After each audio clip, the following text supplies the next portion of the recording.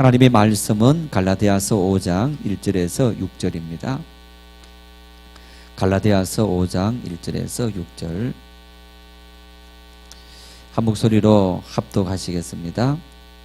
그리스도께서 우리를 자유롭게 하려고 자유를 주셨으니 그러므로 굳건하게 서서 다시는 종의 멍에를 매지 말라. 보라, 나 바울은 너희에게 말하노니 너희가 만일 할례를 받으면 그리스도께서 너희에게 아무 유익이 없으리라. 내가 할례를 받는 각 사람에게 다시 정언하노니 그런 율법 전체를 행할 의무를 가진 자라. 율법 안에서 어렵다함을 얻으려 하는 너희는 그리스도에게서 끊어지고 은혜에서 떨어진 자로다. 우리가 성령으로 믿음을 따라 의의 소망을 기다리노니 그리스도 예수 안에서는 할례나 무할례나 효력이 없어되 사랑으로서 역사하는 믿음뿐이니라. 아멘. 참 이 가정이 중요하다. 방금 5월에 대해서 이런저런 설명들도 했습니다만은 이제 가정이 얼마나 중요한지 요즘 이렇게 하나를 드러내면 자꾸만 둘, 세 개씩 막 들춰지면서 이제 이런저런 참 어처구니 없는 일들이 너무너무 많이 드러나는 한 재벌을 우리가 방송을 통해서 계속적으로 보고 있습니다. 자녀들이 어떤 행동을 한다는 것은 누굴 통해서 보고 배운 겁니까? 네, 부모를 통해서 보고 배웠다. 야, 이놈아 공부 좀 해라. 누가 공부 안 했습니까? 사실은 우리 자신이 공부하지 않으면서 공부해라. 그 나물에 그 밥이라고. 그렇지 않습니까? 내 능력은 요만큼인데 우리 자녀들에게는 기대하는 마음 때문에 이 정도의 마음들을 기대하지만은 어쩌면 자녀들도 부모의 그 기대를 맞추느라고 굉장히 곤욕을 치르는 그런 삶이 오늘 우리들의 삶이 아닌가 싶습니다. 그래서 여러분, 우리가 자녀들을 보면서 나무라기 전에 저 자녀가, 우리 자식이 저렇게 하는 것은 뭘 보고? 바로 나를 보고. 엄마 아버지가 막 그냥 이렇게 말을 하더라도 자녀들에게 함부로 하는 그 말로 인해서 자녀들이 상처를 받을 뿐 아니라 자녀들 역시 마찬가지로 그런 것을 보고 배우게 되는 그런 모습을 우리가 오늘 참 또 우리 사회에 존경받고 또 모든 사람들이 부러워하는 그런 한 재벌을 통해서 우리가 바라보고 있습니다. 참 그렇게 많은 것을 다 가지고 있음에도 불구하고 여유가 없는 삶을 살고, 그리고 참 이렇게 인부들 하루 일당 벌어서 생활하는 그런 인부들에게 하는 정말 그 개성 같은 찢어지는 그런 소리를 하면서 집어던지고 걷어차고 하는 그 모습이 참 본인의 품위를 위해서도 그러지 말아야 될 텐데, 그런 것들이 일상 다반사가 되어져 있는 그런 모습을 바라보는데 무엇이 그렇게 만들었는가? 바로 우리의 마음이 그렇더라는 거예요. 아무리 여러분 우리가 이 많은 것들, 지식, 명예, 그리고 재물, 권력, 모든 것을 다 쌓아 올린다 할지라도 내 마음속에 만족이 없으면 그 모든 것들은 무용지물이고, 이런 것들이 없다 할지라도 내 마음속에 만족이 있고 감사가 있으면 이제 우리의 삶 속에는 기쁨으로 살아갈 수 있는 그런 능력이 있다는 것을 여러분 오늘 우리가 그런 모습을 통해서 타산지식으로 삼고 또 교훈으로 삼을 수 있기를 바랍니다. 바울 사도는 그래서 오늘 우리에게 말합니다. 오늘 말씀 제목이 뭡니까? 그리스도 안에 인 크라이스트라는, 인 크리스투스라는 이제 그리스도 안에라는 이 개념은 바울 사도 신학에 있어서 가장 중심적인 사상이기도 한 것. 내가 예수 그리스도 안에 거한다. 여러분, 내가 예수 그리스도 안에 거한다는 것은 다시 말하면 내 주권을 주님께 온전히 맡긴다, 위임한다 라는 그런 의미인 겁니다. 내 인생의 주인이 내가 아니고 주님께서 내 인생의 주인이시다.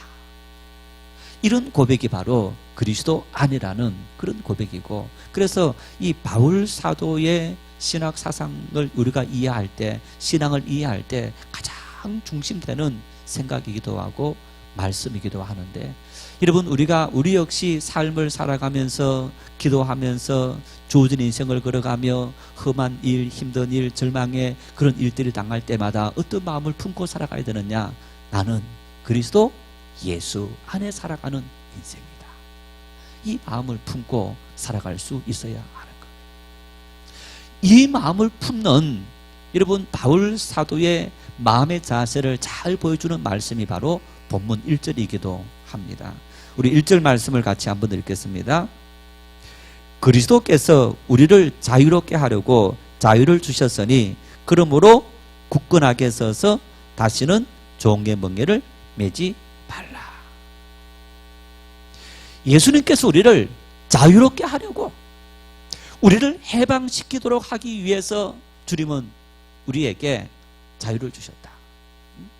주님께서 십자가를 지신 이유는 우리에게 자유를 주시기 위해서 주님은 십자가를 지셨다. 그래서 우리가 다시는 종의 멍에를 매지 말아라.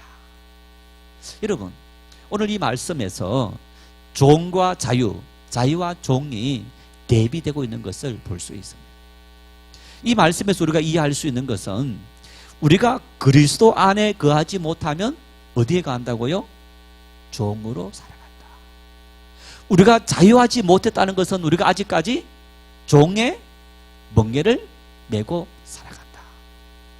이 멍에라는 말은 어떤 말이냐 하면 짐을 끄는 짐승의 목에 얹어놓는 나무를 말합니다.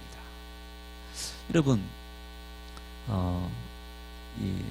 그 콧도래이기도 하고, 또 이제 예를 들어서 옛날에 여러분 소나 말을 이렇게 이 수레 말고 그 위에다가 이렇게 이제 그 짐을 싣지 않습니까? 그러면 이제 소 위에다가 짐을 얹는 그런 수레 같은 그런 것들을 이렇게 만들어 갖고 얹어놓고 거기에 나무를 샀든지 짐을 얹든지, 간혹 코끼리, 태국이나 이런 동남아를 여행하면 코끼리 이렇게 투어가 있는데 보면 그 코끼리 위에다 사람이 타지 않습니까? 이제 현장에서 코끼리를 다스리는 사람들은 코끼리 목에 타기도 하는데 그 코끼리 목에다가 사람이 타는 의자를 얹어놓고 그러면서 관광객들을 태우는 것을 볼 수 있습니다. 이제 이와 같이 이 짐승 위에다가 짐을 싣도록 하기 위해서 이렇게 이 멍에를 만들어서 얹어놓고 거기다가 짐을 짓는, 이제 이런 것들을 멍에다. 그래서 종의 멍에다. 여러분, 이랬을 때 다시 말하면 죄의 멍에다. 이 종의 멍에다, 죄의 멍에다라는 것은 두려움의 멍에고, 걱정, 의심, 염려의 멍에고, 아픔의 멍에고, 고난의 멍에고, 싫은 역경의 멍에이다. 우리가 오늘 살아가면서 우리의 삶에 닥치는 여러 가지 많은 부정적인 모든 것들, 여러분, 그 모든 것들이 무엇으로 말미암아 생기느냐? 죄로 말미암아 우리에게 주어진 일이다. 그래서 우리가 죄의 종이 되었기 때문에 우리에게 그런 멍에가 주어져 있다는 얘기입니다. 그래서 오늘 이 말씀 속에 바울 사도는 예수님께서 십자가를 지시는 것은 바로 우리에게 이런 우리를 올가매고 있는 모든 무거운 멍에에서 우리를 자유롭게 하시려고 주님은 십자가 대속의 죽음을 죽으셨다. 자, 그래서 여러분, 이 말씀은 이런 의미가 있는 겁니다. 아직까지도 내가 인생을 살아가면서 염려하고 근심하고 걱정하고 두려워하고 낙심하고 좌절한다라고 한다면 나는 자유인으로 살아가고 있는 겁니까? 종으로 살아가고 있는 겁니까? 종으로 살아가고 있는 겁니다. 내가 만일 세상적인 여러분 그 모든 어떤 우리를 두렵게 만드는 그 모든 것들로 말미암아 우리가 정말 두려워하고 좌절하고 낙심한다면 우리는 죄의 종으로 살아가고 있더라는 거예요. 바울 사도는 이런 죄의 종에서 죄의 멍에로부터 우리를 자유롭게 하려고 예수님께서 십자가 대속의 피를 흘리셨고 우리는 예수 그리스도를 믿음으로 이 모든 멍에에서 자유함을 얻은 사람이 되었다. 자유. 자, 여러분, 이제 결혼 안 한 사람 이제 처녀 총각이 있고 이제 결혼한 이제 신랑 신부가 있습니다. 누가 자유로울까요? 예? 결혼 안 한 사람. 자, 같은 나이인데 같은 서른인데 결혼 안 한 처녀 총각과 결혼한 신랑 신부가 있는데 누가 자유로운가? 한편으로 생각하면 결혼 안 한 처녀 총각이 굉장히 자유로울 것 같죠. 그런데 여러분, 처녀 총각의 마음속에는 항상 뭐가 있습니까? 예? 누구하고 결혼할까? 어떤 사람을 만나야 될까? 시간적인 자유는 있는데 뭔가 자유롭게 사는 것 같지만은 그 마음속에는 이제 때가 된 거예요. 때가 되어서 내가 결혼해야지 계속적으로 결혼에 대한 어떤 그게 나이가 더 들어가면 더 들어갈수록 그것이 눌리게 되는 거예요. 자, 우리가 여러분 이 자유라고 했을 때 자유라고 했을 때 우리는 일반적으로 무엇이든지 내 마음대로 할 수 있는 거다라고 하는데 여러분 무엇이든지 내 마음대로 할 수 있는 이 자유. 자, 그러면 여러분 우리나라는 자유민주주의인 거예요. 자, 우리나라는 자유민주주의니까 내 마음대로 무엇이든지 할 수 있는 겁니다. 정말 내 마음대로 무엇이든지 할 수 있습니까? 할 수 없는 것이 있습니까? 없습니까? 네? 있어요. 여러분 자유민주주의를 지탱하는 것이 뭡니까? 네, 법입니다. 법은 규율이고 제한이고 억압인 거예요. 자, 자유라고 했을 때에 여러분 자유라고 했을 때에 무엇 안에서 자유입니까? 법 안에서 자유, 제도 안에서 자유, 규율 안에서 자유라는 것을 우리는 볼 수 있는 거예요. 야, 나는 자유인이다. 여러분 자유인이라고 무엇이든지 내 마음대로 예를 들어서 뭐 자유인이다 해서 길 가면서 신호 무시하고 차 몰고 다니면서 내 마음대로 이렇게 막 이 중앙선 넘어서 마음대로 간다. 어떻게 됩니까? 엄청난 사고 나서 다치게 되죠. 죽게 되죠. 자유라도 여러분 그 자유에 테두리가 있는 것을 우리는 볼 수 있고 그 자유에 지어준 어떤 그 한계 속에서 우리는 자유롭게 살아가는 그런 존재인 것을 우리는 분명히 볼 수 있는 겁니다. 믿지 않는 남편들, 믿지 않는 자녀들 교회 가자. 신앙생활을 하게 하면 여러분 어떻습니까? 그 사람들은 자기의 뭘 잃는다고 생각합니까? 자유를 잃는다고 생각합니다. 믿지 않는 사람들이 보았을 때, 믿지 않는 젊은이들이 보았을 때 같은 친구들 중에서 예수 믿는 사람을 보면 어떤 마음을 품을까? 굉장히 답답하다, 구속되어 있는 것 같은 그런 마음을 느낄 겁니다. 여러분 그런데 자, 예수 그리스도를 믿는 성도들의 삶이 여러분 우리의 삶이 여러분 주일마다 교회 나오고 예배하고 이 수요일도 나오고 봉사하고 살아가는 여러분 이 삶이 막 구속되어 있는 겁니까? 자유로운 겁니까? 여러분 지금 자유로운 겁니까? 구속되어 있는 겁니까? 구속되어 있는가 보죠. 따라합시다. 구속이 자유다. 구속이 자유인 거예요. 제도인 거예요. 그 제도 안에서 우리는 자유를 마음껏 누릴 수 있게 되는 거예요. 그런데 보십시오. 자, 안 믿는 사람들이, 안 믿는 젊은이들이 우리는 무엇이든지 마음대로 할 수 있다 라고 하지만은 사실 마음대로 할 수 있느냐? 마음대로 하지 못하는 거예요. 그들도 그들의 삶 속에서 여러 가지 많은 제약들이 있는 삶을 살아갈 수밖에 없는 그런 존재들이라는 얘기예요. 자, 정말 연애해서 사랑해서 결혼한 젊은 부부에게 저 남편 때문에 당신의 자유가 구속되었느냐? 저 아내 때문에 너 자유가 구속되었느냐? 여러분, 연애하는 젊은이들 보세요. 연애하는 젊은이들이 다른 친구들이 야 같이 좀 어울리자, 어디 여행 가자. 아, 나 못 가. 응? 나 저 사람 만나야 돼. 이 친구들이 봤을 때는 참 저 바보 같은 놈, 응? 저렇게 매어 사느냐. 그런데 여러분, 좋아하는 두 사람은 어떤 겁니까? 두 사람이 있는 것이 제일 좋은 거야. 다른 사람들이 볼 때는 구속이지만은 사랑하는 두 사람 입장에서는 두 사람이 함께 살고 함께 있는 것이 행복인 거예요. 이게 참된 자유입니다. 이게 참된 자유인 거예요. 그래서 바울 사도는 이야기합니다. 오늘 너희가 자유해라. 어디에서요? 그리스도 예수 안에서 자유해라. 아주 중요한 사실을 말하는 거예요. 왜 그리스도 예수 안에서 우리는 자유할 수 있느냐? 여러분 보세요. 종의 멍에라고 했을 때에 자, 우리의 삶에 경제적인 문제, 질병의 문제, 마음의 상처들 문제, 인생의 많은 그런 고난이 끊임없이 우리 삶에 계속적으로 닥쳐오는 겁니다. 그런데 성경은 뭐라 말씀합니까? 모든 범사에 감사해라. 왜 감사합니까? 주님께서 우리의 삶의 주인이 되셔서 우리의 모든 삶을 다 인도해 주시기 때문에,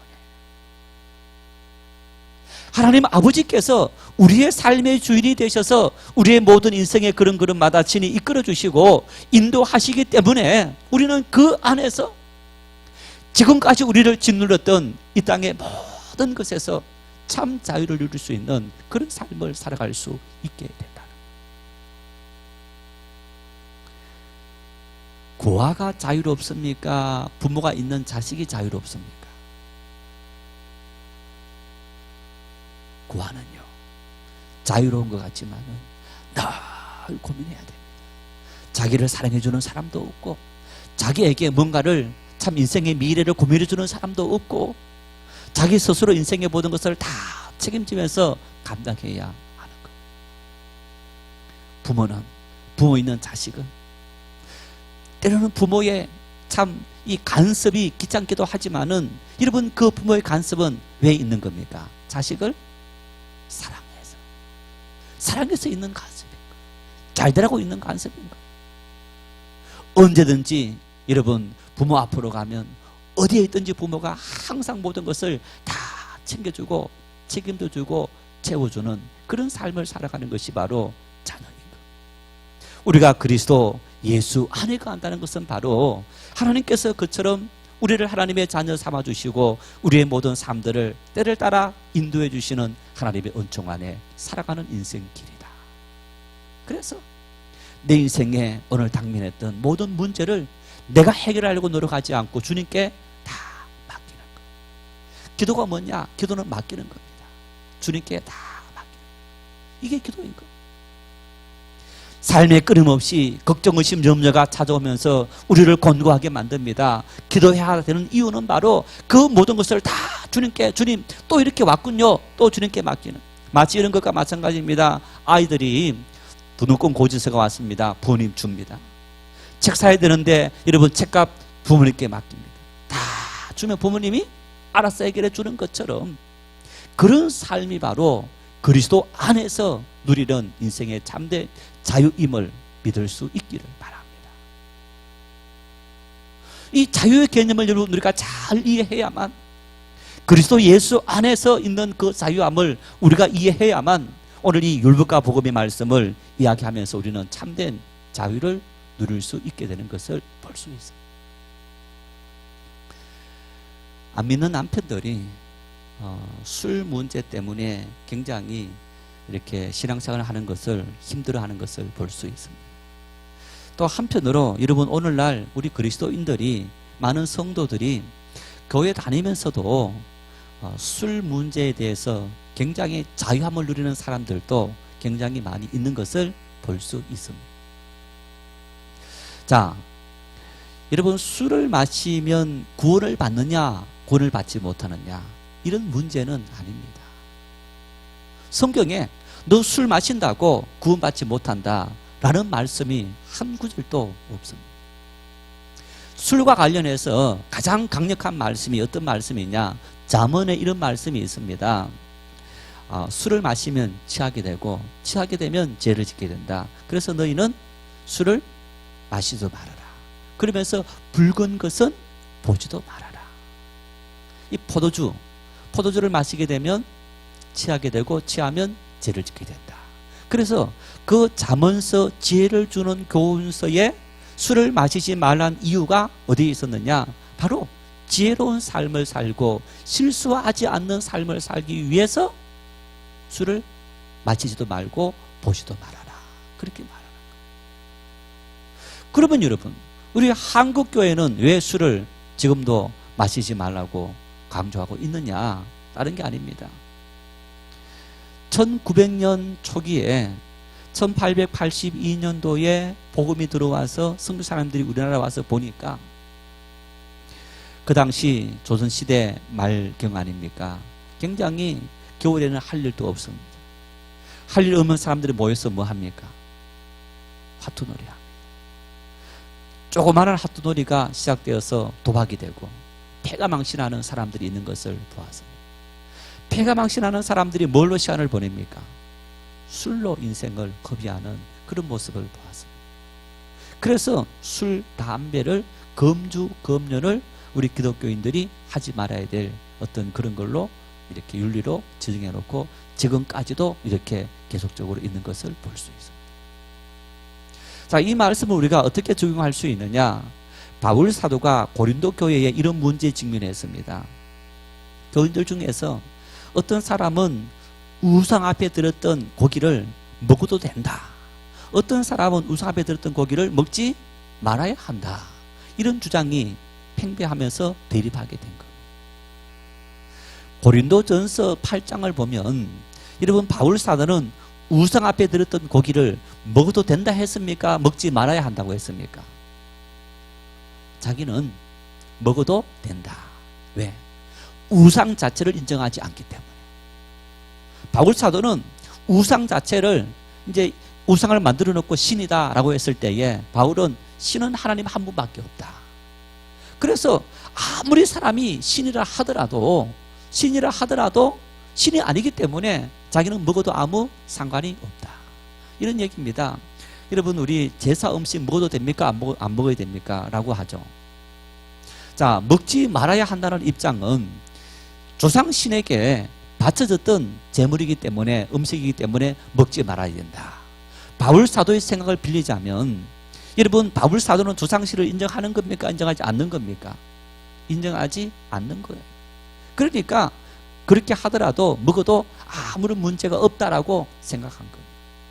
그런데 고린도전서 8장 후반부에 보면 바울이 이렇게 말합니다. 나는 믿음이 약한 형제 때문에 그 음식을 먹지 않겠다. 이렇게 말합니다.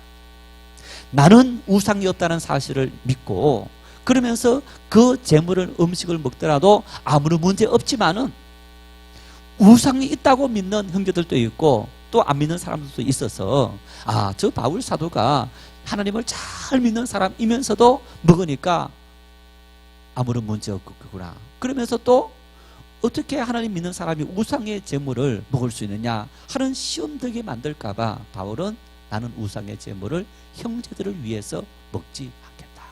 이렇게 말해요. 그래서 신앙이라는 것은 여러분 우리 신앙의 표준은 나에게 있는 것이 아닙니다. 지난주도 말씀을 드렸습니다만은 누구에게 있다고요?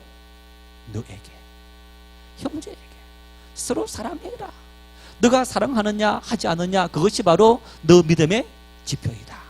이렇게 말씀하는 거예요. 그래서 여러분 오늘날 우리가 철저하게 믿지 않는 사람들이 너무너무 이기주의적이고 개인주의적으로 되어 갔는데, 신앙은 그게 아닙니다. 신앙은 항상 사랑하고 너를 배려하고 너 때문에 손해를 보고 너 때문에 행동에 제약을 보겠다. 이것이 바로 신앙이라는 것. 오늘 바울 사도는 우리에게 이 5장 1절, 여러분 5장 1절을, 갈라디아 5장 1절을 자유의 대헌장이다 이렇게 말을 하는데, 이 자유의 대헌장이 한 절 말씀을 통해서 이 말씀 속에 이런 수많은 내용과 의미를 우리에게 담아서 그 의미를 전달해 주고 있는 말씀이기도 한 겁니다. 그래서 그 한동안에 이제 미국에서 이제 유명한 이제 아이비리그 대학, 이제 동부에 있는 이제 유명한 이제 대학들이 있는데, 하버드 뭐 이런 대학을 비롯해서 이제 그런 대학의 유명한 교수들이 있는데, 어떤 교수는 자유에 대해서 이제 유명한 이제 어떤 학자이고, 어떤 사람은 사랑에 대해서, 어떤 사람은 정의에 대해서, 그래서 이제 거기에서 강의했던 내용들을 EBS에서 한동안 이렇게 방송했던 그런 적이 있는데, 이 자유, 정의, 사랑, 여러분 이런 것들을 이제 기독교 윤리라는 이제 윤리적인 이 책을 보면 참 규정하는데, 책 한 권을 다 써도 자유라는 말을 규명하기가 힘들 정도로 굉장히 추상적인 그런 내용이기도 한 겁니다. 이제 그 정도로 여러분 우리가 이 자유, 정의, 사랑이라는 이런 말들을 그 의미가 무궁무진한데 참 우리는 단편적으로 이해하는 그런 삶을 살아가고 있더라는 거예요. 오늘 바울 사도는 여러분 이 말씀 한 구절을 통해서 이 말씀 속에 정말 우리 신앙의 모든 것을 다 포괄하고 있는 그런 모습을 볼 수 있습니다. 하나님 없는 인생은 종의 멍에를 메고 살아가는 인생입니다. 두려움과 가난과 질병과 아픔과 이 세상의 수많은 걱정, 의심, 염려들이 끊임없이 찾아와서 우리를 계속적으로 짓누르고 있더라는 거예요. 그래서 자유함이 없고 만족함이 없고 감사함이 없더라. 그러나 그리스도 예수 안에 있는 자들에게는, 그리스도 예수 안에 있는 자들에게는 자유함이 있더라. 가난해도 병들어도 아파도 힘들어도 여러 가지 많은 고통이 찾아오더라도 아무런 문제 없이 기쁨으로 살아갈 수 있는 그 이유, 왜냐하면 전능하신 하나님께서, 주님께서 내 모든 것을 다 대속해 주셨기 때문이다. 여러분 이 자유 잊지 마시기를 바랍니다. 5장 이 1절 이 말씀, 나는 이제 자유인이다. 그리스도 예수 안에서, 그리스도 예수 안에 거할 때 사랑하는 여린들이, 사랑하는 부부가, 가족들이 함께 그 공동체 안에서 거하면서 그 질서를 지킬 때에 우리의 삶에 안전이 주어지고 우리가 편안히 살아갈 수 있는 것처럼, 예수 그리스도를 온전히 인정하고 그 안에 온전히 살아갈 때 여러분 주님께서 주시는 그 은혜를 우리가 풍성히 누리며 살아갈 수 있는 믿음의 축복을 얻게 된다. 이 자유, 우리는 이런 자유를 얻은 인생이다 라는 사실을 분명하게 기억할 수 있기를 바랍니다. 그래서 바울은 이렇게 말합니다. 2절 이하에 2절 말씀을 같이 읽겠습니다. 보라, 나 바울은 너희에게 말하노니 너희가 만일 할례를 받으면 그리스도께서 너희에게 아무 유익이 없으리라. 너희가 만일 할례를 받게 된다면 그리스도께서 너희를 종의 멍에에서 자유롭게 했는데 그 모든 자유가 아무 유익이 없느니라. 할례에 대해서 말씀을 드린 적이 있습니다만, 여러분 할례, 하나님께서 이스라엘 백성들하고 언제 할례 계약을 맺은 겁니까? 창세기에 아브라함하고 하나님께서 할례 계약을 맺은 겁니다. 자, 바울 사도 시대에 이 할례가 굉장히 사회적인 이슈가 되었습니다. 큰 문제가 되었습니다. 더군다나 말씀을 이미 들은 적이 있습니다만은 바울 사도가 이방 지역, 여러분 이방 지역인 그 당시 헬레니즘 문화 속에 살아가고 있었던 이 로마 제국, 그 로마 제국은 자기들이 가장 똑똑하고 뛰어나다라는 생각을 갖고 있었습니다. 뭐 실제 그렇지 않습니까? 이 로마 제국이라는 지중해 연안을 다 지배하는 지금의 스페인, 그리고 이탈리아, 또 그리스, 터키, 또 팔레스타인, 이집트, 리비아, 모로코, 이제 유럽 대륙과 아시아 대륙과 그리고 아프리카 대륙, 그 모든 대륙의 이 모든 것을 다 다스리는, 아마 지금까지 세계적으로 역사 속에서 가장 많은 나라를 지배했던 큰 나라가 바로 로마 제국입니다. 이제 그런 로마 제국이 수많은 나라 사람들을 지배하면서 그 사람들을 하나 되게 만드는 것이 바로 헬레니즘 문화였던 겁니다. 그러니까 굉장히 중요한 어떤 문화이기도 한 겁니다. 그런데 유대인들은 자기들 외에는 다 이방인이다라고 생각한 겁니다. 반대로 이 헬레니즘 문화 속에 살아갔던 이방인들은 이 유대인들이 바로 야만인들이다. 왜? 할례를 행하기 때문에. 할례 행하기 때문에 이 유대인들이 바로 야만인이다. 그런 생각을 가졌던 거예요.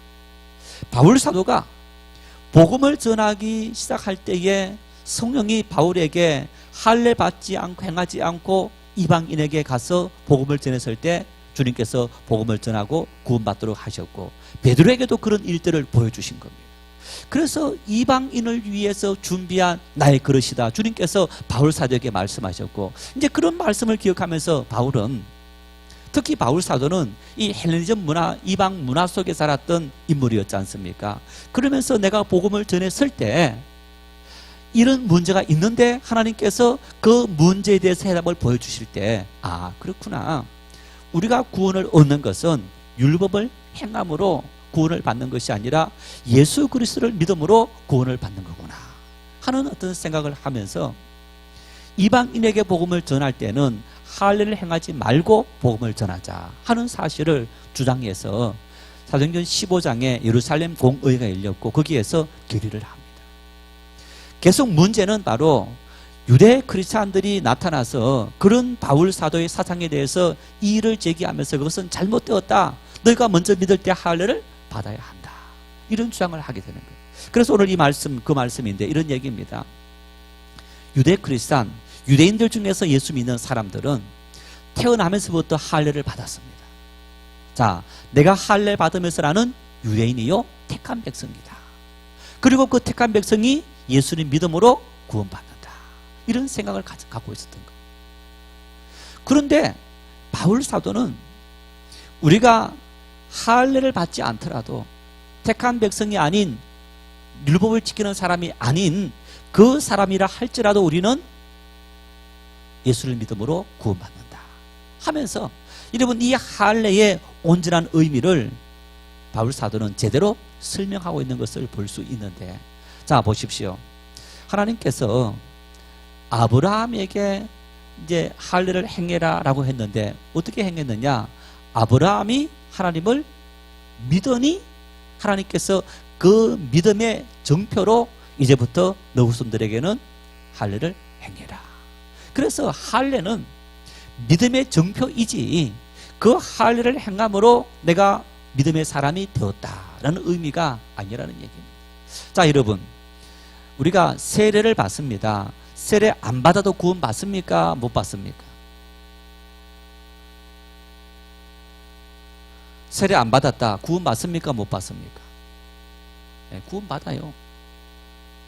세례는 누가 받느냐? 예수 그리스도를 구주로 고백하는 사람이 그 믿음의 정표로 받는 게 세례인 겁니다. 그러면 세례 안 받더라도 구원 받을 수 있는 겁니다. 왜?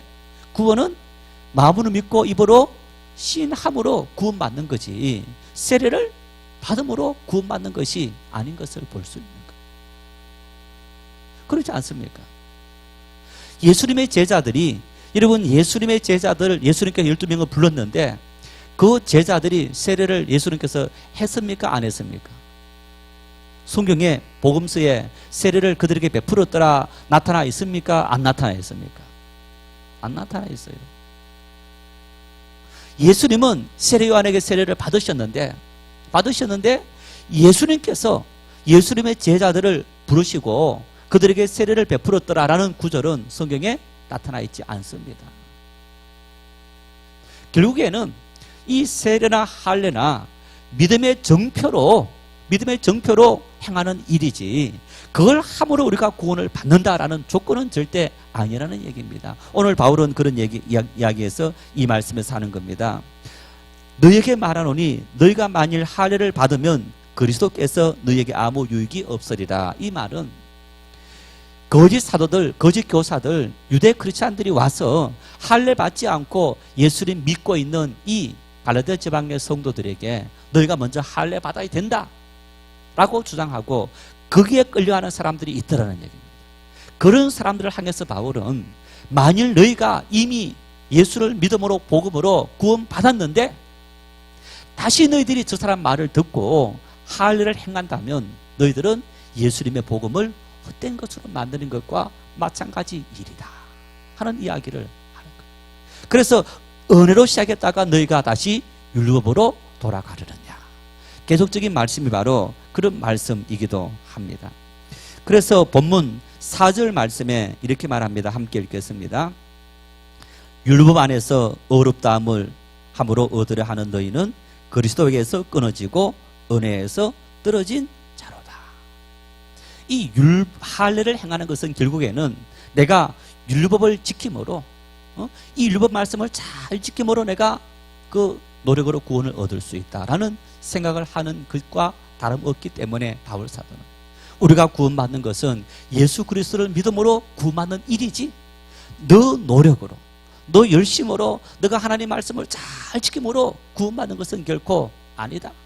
그래서 만일 너희가 그런 생각을 갖고 있다면 예수의 십자가를 헛된 걸로 무용지물로 만드는 것과 마찬가지다 하는 사실을 계속적으로 정리하고 있는 이런 모습을 우리가 볼 수 있는 겁니다. 그래서 여러분 바울은 5절 말씀에 이렇게 말합니다.